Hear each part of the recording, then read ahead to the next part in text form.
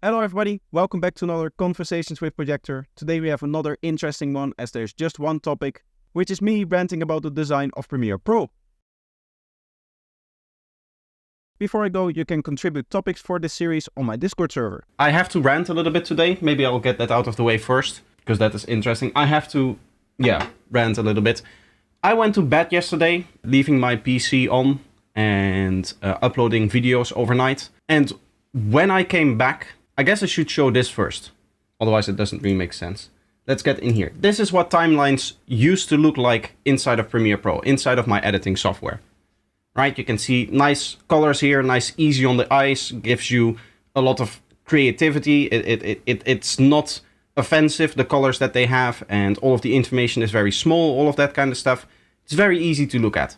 I went to bed with my timelines looking like this. I just rendered out the last video at like 12:30 at night, and I put them all up to upload, and so that I can schedule them for the next week and all of that stuff. I did mess up a little bit in that I thought I had another video scheduled, but I didn't. So it took me like a little bit longer than I would have wanted to get the new batch of videos ready and out and set up for scheduling and everything. But at least I went to bed with my timelines looking like this, looking nice, just giving you ample creativity. This morning I woke up to an update from Creative Cloud that told me that they changed the colors of elements on the timeline. Look at this. What is this? Look at these colors. Look at this timeline. This is terrible. How does anybody work like this? These are my shorts. Why are my shorts piss yellow? What is this? Somebody at Adobe, a designer at Adobe put in, I guess, a request or something like that. Whatever they did, they said like, okay, we need to update the timeline. What if we combine piss yellow with the moldy kind of blue that you get on cheese that has gone bad? What if we do that? What if we give the people that kind of thing to look at when they're editing, as opposed to the colors that I showed before, which are just nice colors, which are just good to look at? And it's not like they added new colors. This color over here used to be this green here. This is a nice green to look at. This is something that inspires you. This is something that is easy to look at. This is something that you can work with when you're trying to do a creative job. What is this? Why is it this yellow? This is terrible. Why do I have to work like this? Look at these timelines. This is. I mean, I can open up other examples here. I have many. I guess that's the same one that is already open. But here, it's this weird kind of neon blue with this off dark purple with dark pish yellow with this as I said, moldy cheese kind of blue. What? Why? What's the point? There's probably more. Yeah, here there's more. But look at what this looks. This is not creative. Why do they make these updates? The way that the reason why I want to rant about this is because this is kind of like another one of those steps where I have to start thinking about just completely leaving Adobe software. I pay these people 20 euros a month for me to edit the videos and for me to make the content that you guys see and that kind of stuff. 20 euros a month for this, right?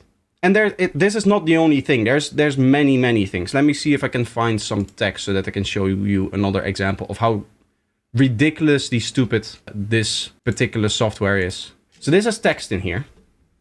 If you want to edit the text, right, you can see all of the text options up here. Let's alter. I guess it works now. For some reason, sometimes when you click here and you start altering it, it doesn't work.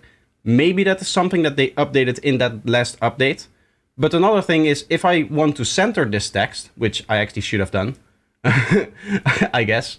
It's a little bit too late now, but I should have put this text maybe in the center and then a little bit lower. If you want to do that, you go to the essential graphics. But as you can see, it's not here. What you have to do is you have to click on text, and then in essential graphics, you can align things, right? Like I'm doing over here. You can put stuff in the center and whatnot. Why? Why do I have to go in here and select the text?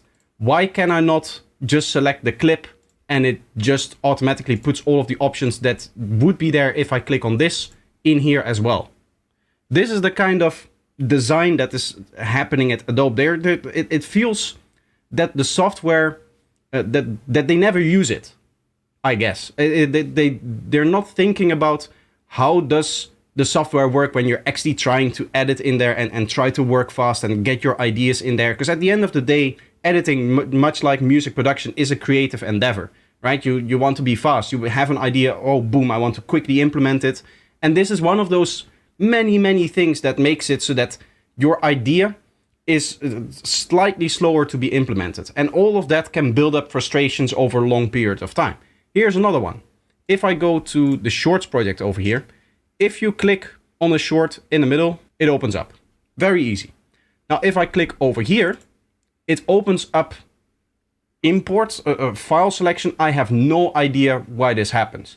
But imagine that you're editing, right? You're doing your thing, yada, yada, yada, click this, click that. Oh, I quickly need to open up that thing. I double click and then suddenly a window opens. You're out of your flow now. You're out of what you were trying to do because the software does something different than you expect. You have to click on the view for some reason. They're not thinking about, oh, somebody is editing. He's quickly going to move his mouse over there. He's going to click this element, maybe the thing that is already selected, or he's going to click in the vicinity of this thing. Let's just have that perform one action. Why is this a different action? Why is this not a right click action that you just import it or replace it or whatever it is trying to do? Why is that different? All of those many frustrations. The one that I talked about a while ago during the editing stream is if I scroll here, if I zoom in and start scrolling, it scrolls the timeline. Very natural. If you scroll over here, it scrolls between projects. It's a little bit laggy because it needs to open up the different video, but okay, this is something that I can get by, right? But the amount of times that I've tried to scroll the timeline and instead move my mouse slightly higher and started scrolling videos only for the software to look like it's having a horrible malfunction and just completely take me out of my, the creative flow that we're all in when we're actually working on something creative.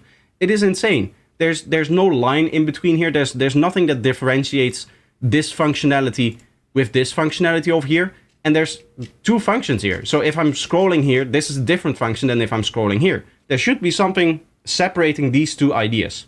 Honestly, for your workflow, just grab DaVinci Resolve. That is the issue.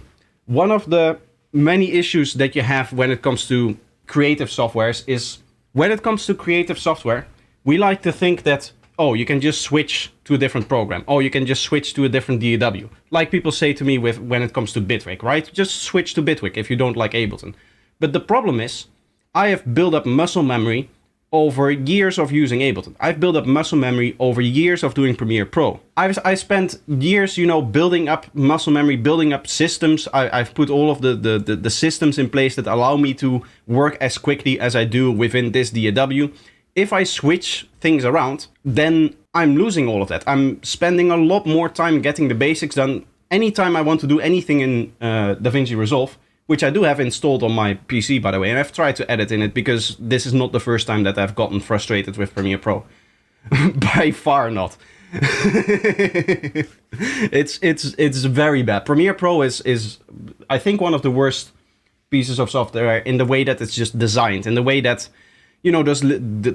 there's just this lack of attention to details on how the functionality of the program actually works. But switching to DaVinci Resolve means that all of the muscle memory that I have now built up over the many edits that I've done, I've immediately lost. If I want to cut something on the timeline and ripple delete, I have keyboard shortcuts that I know I can, without even, I guess, looking at the keyboard, I can put my fingers in such a way that I can immediately hit that shortcut. Right now I cannot really do that because, of course, the software isn't open and my microphone is in the way, which I was trying to do. But I always have my hands in the same place when I'm editing, and I can always quickly get the things done that I want to do.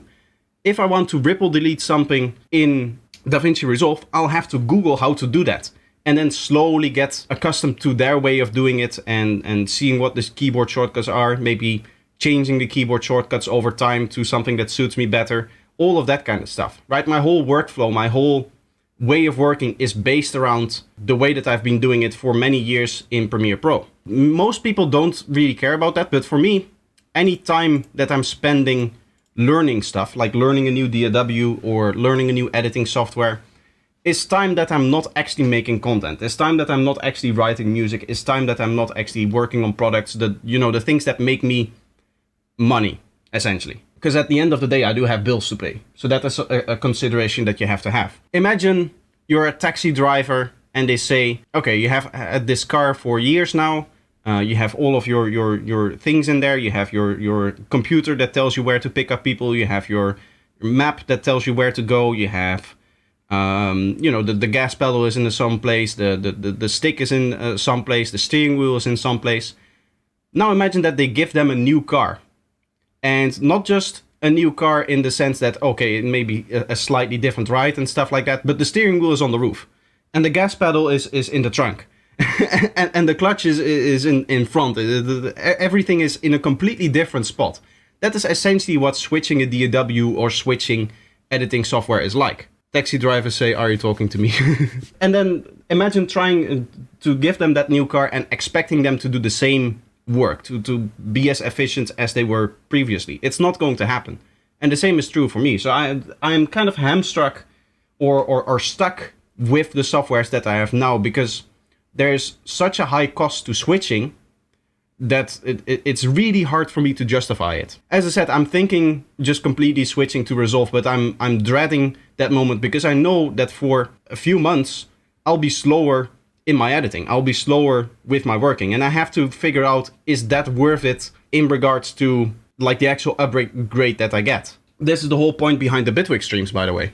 And anytime that I'm testing Bitwig, that is what I'm testing for. Is there something in this workflow that is so much faster or so much better than my current workflow in Ableton that it's worth all of the time learning that DAW to get that one thing? So yeah, I could just grab a different piece of software or something like that, but that's not going to fix my issues. I just want the software that I'm using now to be better. So that's it for today. I hope you enjoyed it, even though it was a little bit more of a negative one. Sometimes you just need to get these things out of your system. Either way, I hope to see you in the next one. Bye bye.